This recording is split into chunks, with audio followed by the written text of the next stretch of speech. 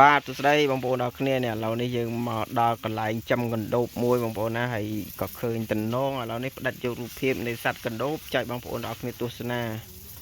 បាទហើយកណ្ដូបនេះគឺដល់រដូវដល់ខែវាចាប់គូហើយបងប្អូននេះវាចាប់គូហើយបាទហើយឃើញថាច្រើន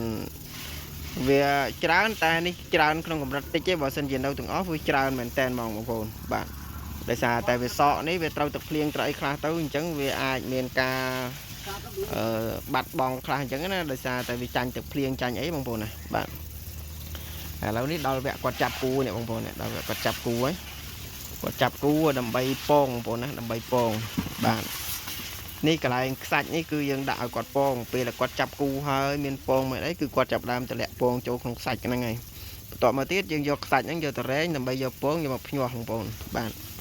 នោះបងប្អូននៅច្រើនណាស់នេះបើស្មានទៅនៅខ្ទង់បាយជា7-10គីឡូដែរកដោបឲ្យមើលទៅខ្ទង់បាយជា7-10គីឡូដែរបើនៅទាំងអស់ប្រហែលជាចូល30គីឡូជាងបងប្អូនណាតែដោយសារតែភ្លៀងមកខ្លាំងពេក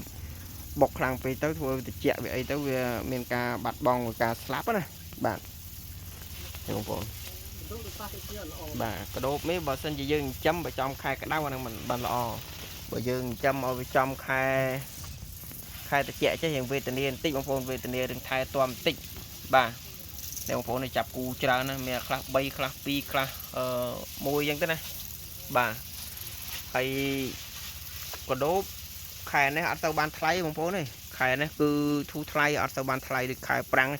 គឺពេញតែម្ដងបើខែភាសាចេះគឺវាមានតម្លៃធូរថ្លៃមែនតែនបាទហើយជូនពរបងប្អូនដែលចិញ្ចឹមកដោបឬក៏កសិករដែលចិញ្ចឹមកដោបទាំងអស់នឹងទទួលបានជោគជ័យហើយព្យាយាមចិញ្ចឹមកុំឲ្យឃើញតម្លៃចុះថោកហើយយើងនាំគ្នាឈប់ចិញ្ចឹមដល់ពេលកដោបឡើងថ្លៃចាប់ដើមខ្វះករចិញ្ចឹមវិញមុំតែបានអញ្ចឹងវាហួសពេលដែលមានយើងចេះចិញ្ចឹមបន្តអញ្ចឹងបងប្អូនបាទ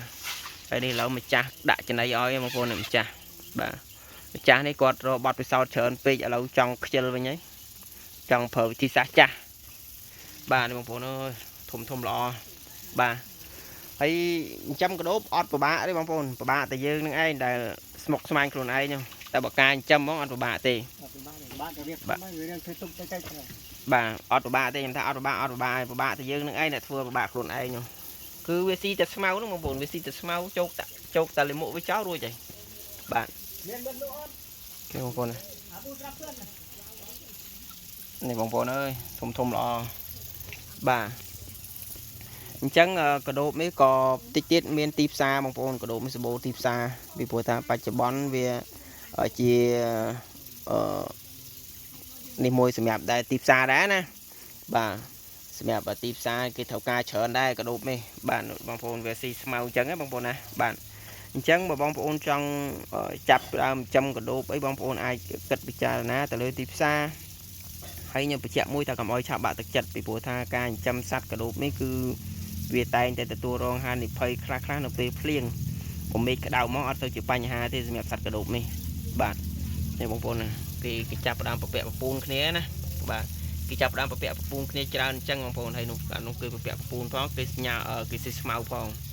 បាទនេះគ្រាន់តែយើងចិញ្ចឹមកដោបគ្រាន់តែដាក់ស្មៅអញ្ចឹងមកគឺវាអេមបាត់ទេបងប្អូនអត់បញ្ហាទេហើយយើងធ្វើរោងវាស្អាតអញ្ចឹងមកនេះបងប្អូនធ្វើរោងឲ្យស្អាតហើយមានប្រក់ដបូលប្រក់អីត្រឹមត្រូវអញ្ចឹងមកគឺរួចស្រេចហើយនៅបងប្អូនត្រង់ខាងនោះគឺកូនកដោបដែលតែដាក់បានខ្ទង់ប្រហែលជាចូលមួយសប្តាហ៍ជាង2សប្តាហ៍ខាងនោះបាទអានេះមេដែលយើងត្រូវយកពងបន្ទាប់ពីយកពងហើយគឺយើងនឹងបញ្ចេញវាទៅក្រៅបាទឲ្យខាងឈ្មួញគេមកទទួលយកទៅណាបាទជាចុងក្រោយអរគុណច្រើនសម្រាប់ការតាមដានទស្សនារបស់បងប្អូនទាំងគ្នាជួយ follow page និងឲ្យបេះដូងម្នាក់មួយផងដើម្បីទទួលបានវីដេអូថ្មីជាពិសេសសូមជួយ subscribe channel YouTube របស់ខ្ញុំបាទម្នាក់មួយផងបាទដែលមានឈ្មោះ Life of